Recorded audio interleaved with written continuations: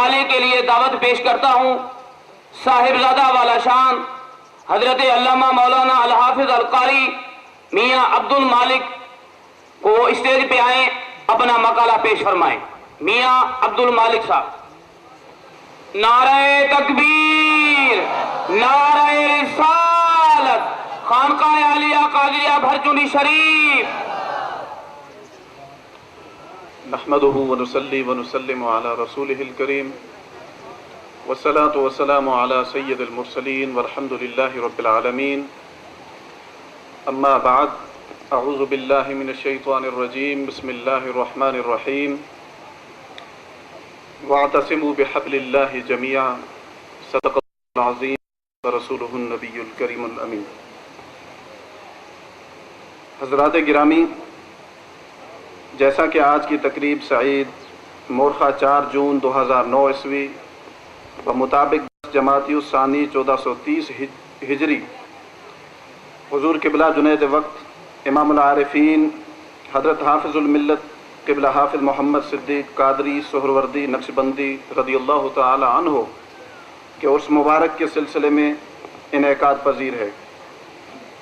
میں حضور قبلہ والد گرامی اور پوری جماعت اور خانقاہ عالیہ بھرچنڈی شریف اور جامعہ کے اساتذہ طلباء کرام کی طرف سے اس مبارک تقریب میں شریک علماء، مشائخ، مذہبی اسکالر، پروفیسر، ڈاکٹرز حضرات کو خوش آمدید کہتا ہوں اور آپ معزز محترم کی شرکت کو باعث سعادت سمجھتا ہوں۔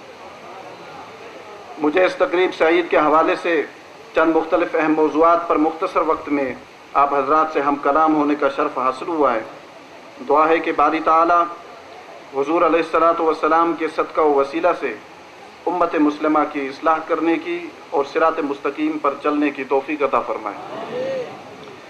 حضرات گرامی، بانی خانقاہ جن کے عرس مبارک کی تقریب میں ہم سب شریک ہیں، میری مراد حضرت قبلہ حافظ الملت علیہ الرحمت و رضوان ہیں، جو کہ جید عالم دین، صاحب نظر و مطالعہ فاضل اور کتاب و سنت اور تاریخ اسلام پر انتہائی گہری نظر رکھنے والے عظیم بزرگ تھے۔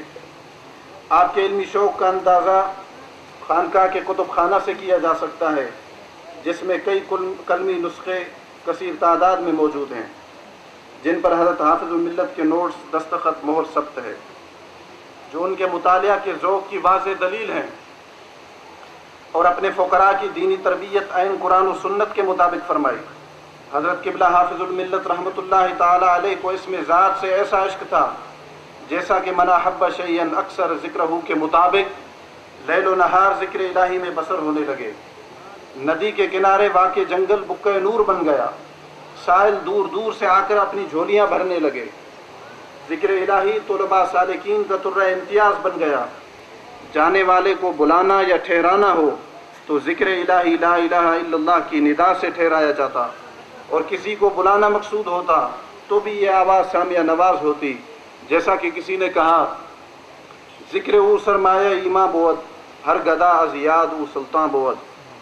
بزرگان دین اپنے آپ کو کلی طور پر ایسا پابند باری تعالی بنا دیتے ہیں کہ وہ من عرف نفسہ فقد عرف ربہ کے مکمل مصداق ہو جاتے ہیں، حقیقت حال سے واقف ہو جاتے ہیں، دنیا کی لذت سے ہمیشہ ہمیشہ بے نیاز ہو کر دنیا کو اپنے اندر سے نکال دیتے ہیں، غلامی رسول اور عشق رسول صلی اللہ علیہ وسلم کے سمندر میں غوطہ زن ہو کر دیدار محبوب میں مشغول ہو جاتے ہیں۔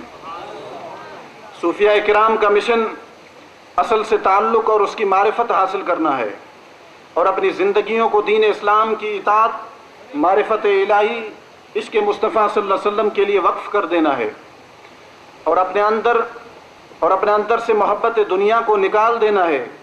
صحابہ کرام رضی اللہ تعالی عنہم نے حضور علیہ الصلاۃ والسلام کی مصاحبت میں رہ کر اپنے رب کی معرفت حاصل کی اور ہمیشہ دیدار الہی سے اپنی پیاس بجھاتے رہے، جیسا کہ عاشق رسول صحابی حضرت حارث بن مالک الانصاری روایت فرماتے ہیں کہ ایک مرتبہ حضور علیہ الصلاۃ والسلام کے پاس سے گزر ہوا۔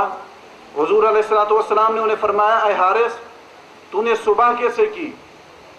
حضرت حارث جو کہ شاگرد رسول صلی اللہ علیہ وسلم تھے، عرض کی کہ میں نے سچے مومن کی طرح یعنی حقیقت ایمان کے ساتھ صبح کی۔ حضور نبی اکرم صلی اللہ علیہ وسلم نے فرمایا، یقیناً ہر ایک شے کی کوئی نہ کوئی حقیقت ہوتی ہے، سو تمہارے ایمان کی حقیقت کیا ہے؟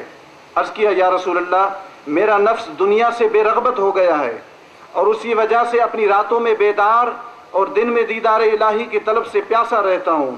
حالت یہ ہے کہ گویا میں اپنے رب کے عرش کو سامنے ظاہر دیکھ رہا ہوں اور اہل جنت کو ایک دوسرے سے ملتے ہوئے دیکھ رہا ہوں اور دوستیوں کو تکلیف سے چلاتے دیکھ رہا ہوں۔ حضور تاجدار کائنات محبوب خدا صلی اللہ علیہ وسلم نے فرمایا، اے حارث، تو نے حقیقت ایمان کو پہچان لیا، اس سے چمٹ جا، اس سے چمٹ جا اور اس سے چمٹ جا۔ عزیزان محترم، یہ تربیت رسول صلی اللہ علیہ وسلم ہے کہ دنیا میں رہ کر اپنے اندر سے دنیا کو نکال دینا اور سارا دن دیدار الہی کے شوق میں راتوں کا انتظار کرنا اور راتوں کو جاگ کر دیدار الہی سے پیاس کو بجھانا اور لذت دیدار سے اپنے دلوں کو منور کرنا، یہ سبق رسول تھا، یہ فیضان مصطفیٰ تھا۔ حضور کے صحابہ عشق رسول کی حقیقت اور فنا فی اللہ اور فنا فی الرسول کے مقام پر فائز تھے، دنیا کی رغبت سے اور دنیا کی لذت سے بے نیاز تھے۔ اے ایمان والو، اگر آج ہم حضور علیہ الصلوۃ والسلام اور صحابہ کرام رضوان اللہ علیہم اجمعین کے نقش قدم پر چلیں تو یقیناً فلاح پا سکتے ہیں، اور ہماری فلاح غلامی رسول میں ہے، عشق رسول میں ہے، وفاداری رسول میں ہے اور دین اسلام کی اشاعت میں ہے۔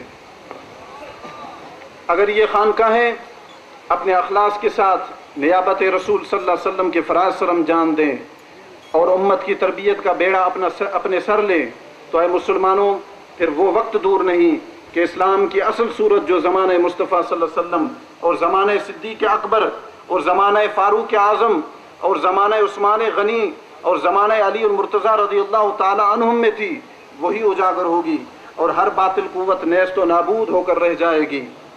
یہ ہماری اپنی کوتاہی ہے کہ ہم نے اپنے فرائض اور ذمہ داریاں نااہل لوگوں پر چھوڑ دیں اور اسلام کی اشاعت کو مفاد پرست گروہ کے حوالے کر دیا۔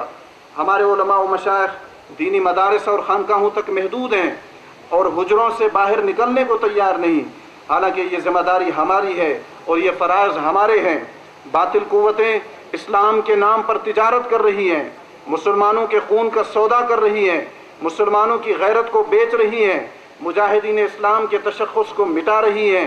اے مسلمانوں، اٹھو اور اپنے آباء و اجداد اور اپنے اکابرین اور اسلاف کی یاد تازہ کر دو کہ ہر سنی مسلمان کے جگر میں جذبہ صدیقی، جذبہ فاروقی، جذبہ عثمانی، جذبہ حیدری برپا کر دو اور اپنے دلوں کی تار گنبد خضرا سے ملا دو۔ یاد رکھو، گنبد خضرا سے ہی تعلق ہماری راہ نجات ہے۔ یہ سلطنت خداداد ملک پاکستان، مدینہ طیبہ کی طرف سے ہندوستان کے مسلمانوں کو خیرات ہے، عطیہ مصطفیٰ ہے، ہدیہ مصطفیٰ ہے، ہمارے اسلاف کی نشانی ہے اور بزرگان امت کی ہمت ہے، اور یہ ملک پاکستان ہمارے اسلاف کی قربانیوں کا نتیجہ ہے۔ میں اپنے بزرگوں اور نوجوانوں سے درخواست کرتا ہوں کہ ہم اس عطیہ مصطفیٰ صلی اللہ علیہ وسلم کو اور دین اسلام کی نشانی کو باقاعدہ قوت بازو سے مضبوط کریں، کسی بھی قربانی دینے سے دریغ نہ کریں۔ ہم استحکام پاکستان کے لیے اپنی جانوں کے نذرانے پیش کریں گے۔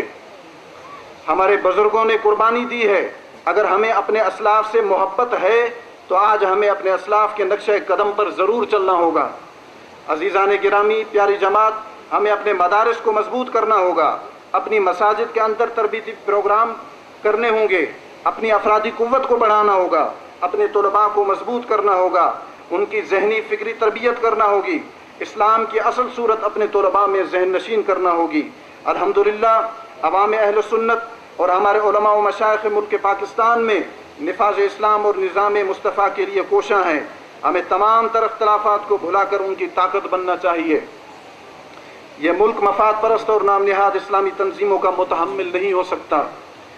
مسلمانان اسلام ہرگز یہود و نصارہ کی سازش کو کامیاب نہیں ہونے دیں گے۔ پاکستان دنیا کے مسلمانوں کے لیے میراث ہے اور ہر مسلمان اپنی میراث کی حفاظت جانتا ہے۔ عالم اسلام کو پاکستان سے امیدیں وابستہ ہیں اور پاکستان واحد ایٹمی اسلامی ملک ہے جس پر مسلمانوں کو ناز ہے۔ انشاءاللہ پاکستان ان کی امیدوں پر پورا اترے گا۔ میں افواج پاکستان کو سلام پیش کرتا ہوں، ان کی قربانیوں کا صلہ عند اللہ ہے، کیونکہ تاجدار کائنات صلی اللہ علیہ وسلم کی طرف سے دیے گئے تحفہ کی حفاظت پر مامور ہیں۔ ان کا نگہبان اللہ اور ان کا رسول صلی اللہ علیہ وسلم ہیں۔ ملک پاکستان کو نعمت الہیہ سمجھ کر ہم اس کی قدر کریں، عنداللہ اجر عظیم ہوگا۔ آخر میں فقیر اللہ الغنی خانقاہ عالیہ قادریہ بھرچنڈی شریف کے جامعہ کا تعارف سامعین کرام کی گوش گزار کرے گا۔ عزیزان گرامی، پیاری جماعت، جامعہ صدیقیہ احیاء الاسلام خانقاہ عالیہ قادریہ بھرچنڈی شریف ایک مرکزی جامعہ ہے جس میں شعبہ حفظ و ناظرہ بالکل محدود کر دیا گیا ہے۔ اس جامعہ میں درس نظامی، دورہ حدیث شریف کا مکمل اہتمام کیا گیا ہے۔ دینی تعلیم کے ساتھ ساتھ عصری تعلیم بھی انشاءاللہ العزیز ایف اے تک دی جائے گی۔ جامعہ کا طالب علم ادھر دورہ حدیث، ادھر عصری تعلیم ایف اے اور کمپیوٹر کورس مکمل کرے گا۔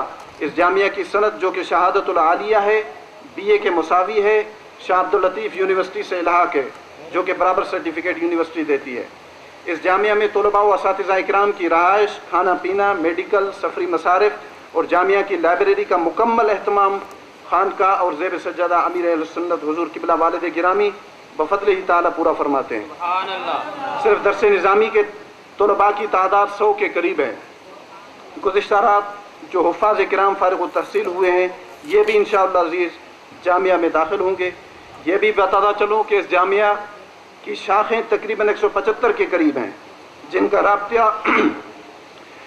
کا رابطہ اور تعلق خانقاہ کے ساتھ مسلسل ہے، جو کہ حضور قبلہ والد گرامی کی کوشش اور ان تک محنت کا نتیجہ ہے۔